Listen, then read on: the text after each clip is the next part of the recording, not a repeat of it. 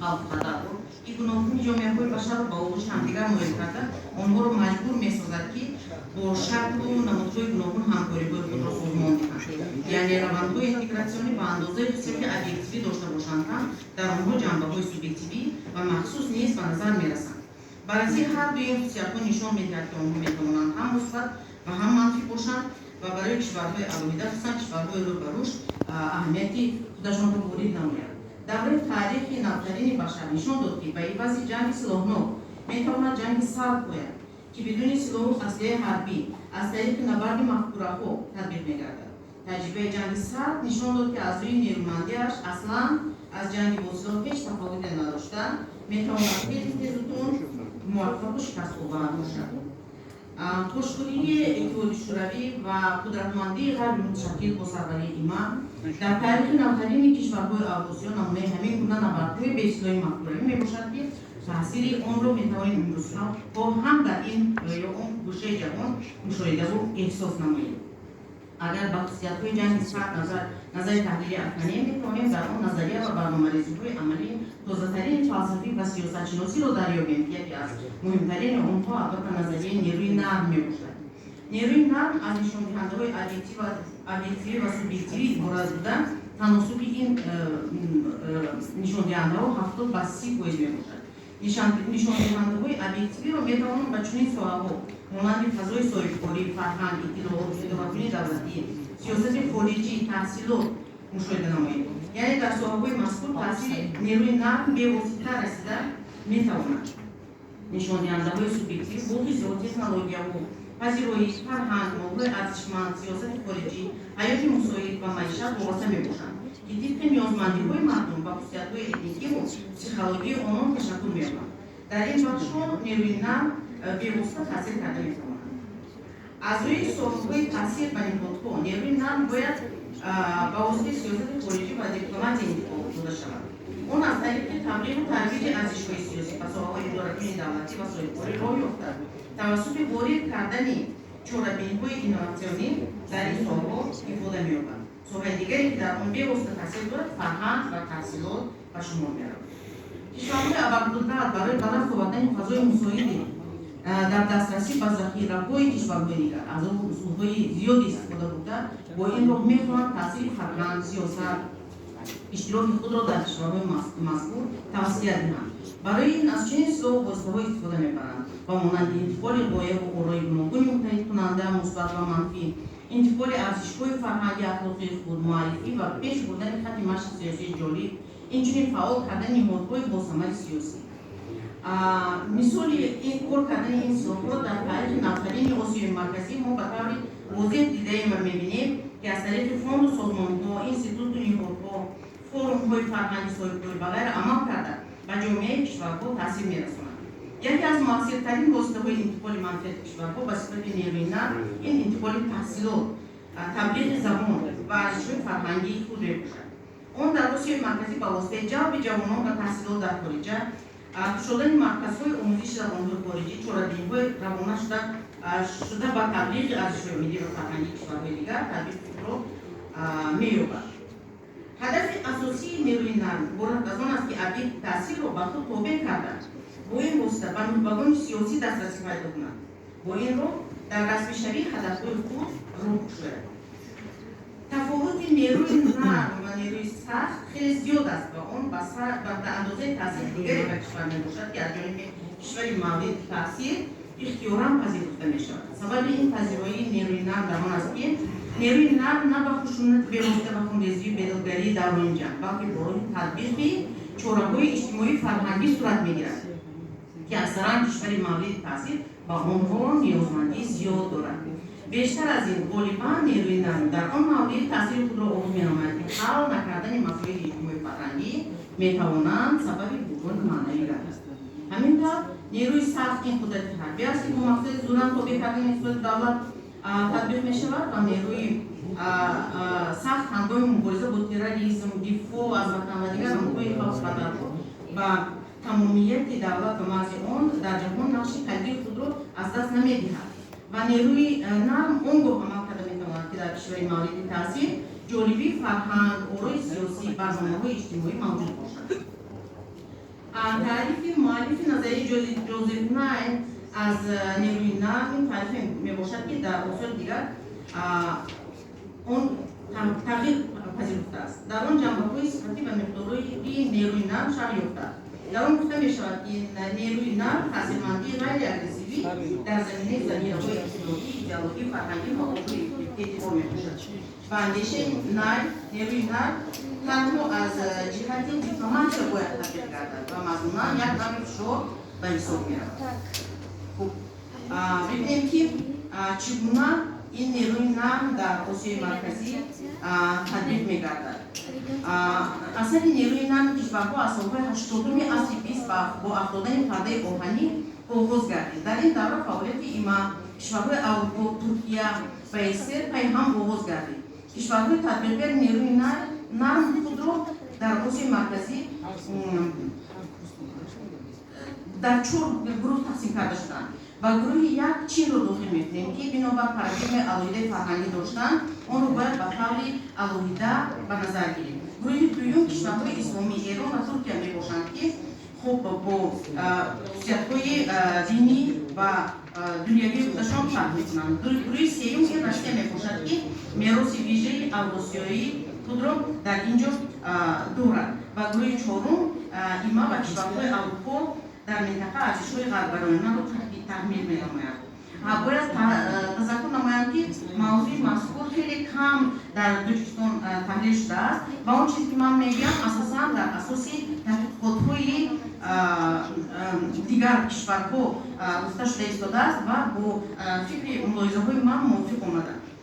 خب اگر با فعالیت امریکا نظر نماییم بعد گشتوری پیاده شدگی در جهان مفهوم یک توضیح را به دست آورده فعالانه مبدأ طرز حیات مفکوره به ارزش‌های کپیتالیسم و دموکراسی اساس یافته خود را پیش برده در کشورهای آسیای مرکزی تحمیل می‌نماید.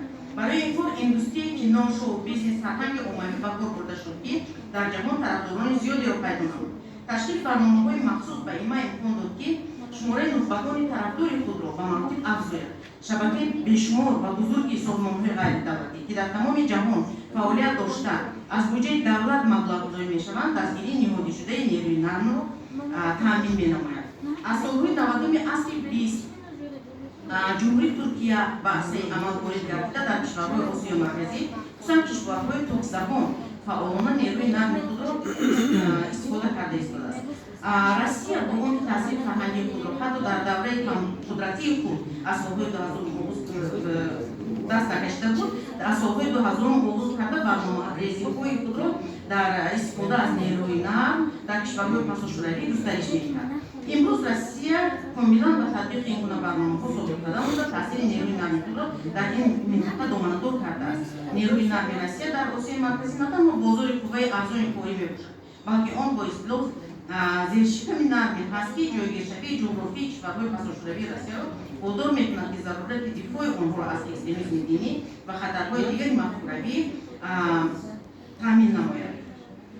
خب تقریباً از سال‌های 2000 جمهوری مردمی چین به عرصه عمل وارد می‌شود و در دوره مقابلت اتحادیه شوروی و ایما در جریان سازمان اقتصادیات ملی خود قرار داشت و کم فعالتر بود. بعد این کوشش کرد که در حوزه این کشوری ابرقدرت اشتراک نماید در منطقه. چین در روند نوعی گردیدن و رفاه اقتصادی خود در این دوره بیشتر به مورد اعمال تمثال خود و اعتبار کشور در عرصه بین‌المللی جدل می‌کند و نیروی نرم خودش را محض از همین طریق در کشورهای مورد توجهش تطبیق کرده ایستاده است. خب ببینیم سیاست نیروی نرم ترکیه در منطقه چگونه است. خیلی بیش بوده به خاطر متحد کردن کشورهای ترک‌زبان تطبیق کرده می‌شود. مفکوره ترک‌سالاری جمهوری ترکیه حاکمیت انقره را در خطه موجودیت ملت‌های ترک تامین نمود. دستگیری خلاقیت‌های اعضای فرهنگ و زبان نزدیک در دوره‌های گوناگون تاریخی انجام می‌یابد. ترکیه به خانه‌گری قیم دستگیری حربی و دیپلماتی را می‌رسانید. استانبول با راه‌های گوناگون پیش روی فتح امپری روسیه را در مرکز شمالی و اقلیم می‌گیرد. پس از فراگیر شدن تاثیر روسیه در این منطقه یک قسمی از اهالی این منطقه به ترکیه کوچ بسته در آنجا جذب‌کننده‌های زیادی گوناگون را تشکیل کردند. ترکیه در آسیای میانه در دوره جنگ یکم جهان فعالیت ضد روسیه و حرکت قوس‌نشینی را дар Осиёи Марказӣ дастгирӣ намуда. Дар солҳои 90 Анқара на танҳо ба фаъолияти ташкилотҳои фарҳангӣ маърифати турксолӣ, балки ба гурӯҳҳои марказгурези Кавкази Шимолӣ низ мусоидат менамуд.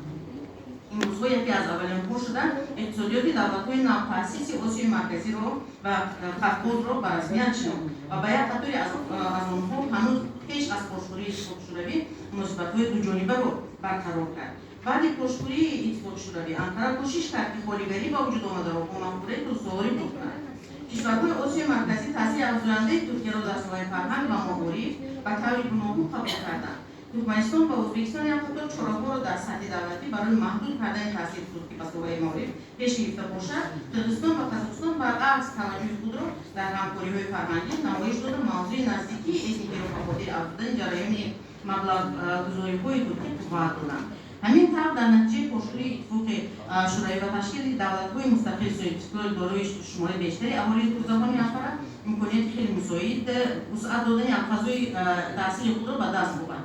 барои ин Туркия аз наздикии этнофарҳангӣ истифода карда онро асоси ташкили муносибатҳои махсуси Туркия бо Озарбойҷон, Қозоқистон, Ӯзбекистон, Туркманистон, Қирғизистон қарор дод. дар баробари ин дар ҷустуҷӯи бунёдҳои нави мафкуравӣ нухбагони давлатҳои навтаъсиси турксолори Осиёи Марказӣ ва Кавқоз ба пазируфтани модели туркии инкишоф рӯ оварданд ки ташаккул додани давлатдории дунявиро дар кишвари мусулмонӣ пешниҳод менамояд.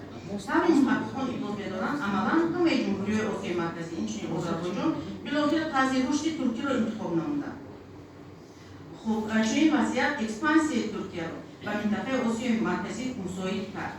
инчунин муҳаққиқон таъкид менамоянд ки экспансияи худро ба Осиёи Марказӣ ва Кавқоз Туркия дар якчанд самт оғоз карда ҷанбаҳои сиёсӣ, мафкуравӣ ва иқтисодиро ҳадафи худ қарор дод. мафкураи неоосманизмро Туркия бо ташаккул додани Туркистони бузурги нав ва ташкили иттиҳодияи Турксой инкишоф дода дар муддатҳои хеле кӯтоҳ шабакаи мактабу муассисаҳои номусарчи таълимиро дар тамоми Осиёи Марказӣ тавсия дод. таври муҳаққиқони Қирғизистон ва Қозоқистон зикр мекунанд, дар ин кишварҳо ин гуна мактабу муассисаҳо комилан низому тарзу усули пешинаи таълимро иваз карданд. тамом кардест. хуб актери дигаре ки муҳити таъсири худро дар минтақа ва пеш аз ҳама дар Тоҷикистон вусъат додааст, Эрон мебошад. ин кишвар низ яке аз аввалинҳо шуда истиқлолияти Тоҷикистонро ба расмият пазируфта, бо такя ба наздикии фарҳангӣ ва таърихии кишварҳо обрӯи эътибори худро дар он ҷо густариш дод. дар баробари ин самти пешгирифтани кишварҳои Осиёи Марказӣ ба сӯи сохтмони давлати ҷомеаҳои дунявӣ ва бунёди динии давлати Эрон барои наздикшавии бештари ин ду тараф бештар монеа гардид. маҳз ҳамин хусусияти ин кишвар нухбагони сиёсии Осиёи Марказиро ба ташвиш меорад, аласхуд дар заминаи он ки Эрон пеш аз ҳама барои фарогир кардани мафкураи динии худ дар минтақа кӯшиш намуда истодааст, бо ин кораш садиро байни кишварҳои исломӣ ва ғайриисломӣ эъмод кардааст. ва таҷриба нишон дод ки аз ҳамаи кишварҳои Осиёи Миёна хавфи хатари экспансияи фундаментализми динӣ бештар ба Тоҷикистон таъсир карда аз ҷониби Эрон ва кишварҳои исломии дигар роҳро барои ворид кардани афкори дигари бунёдгарои динӣ ба минтақа боз мекунад. ва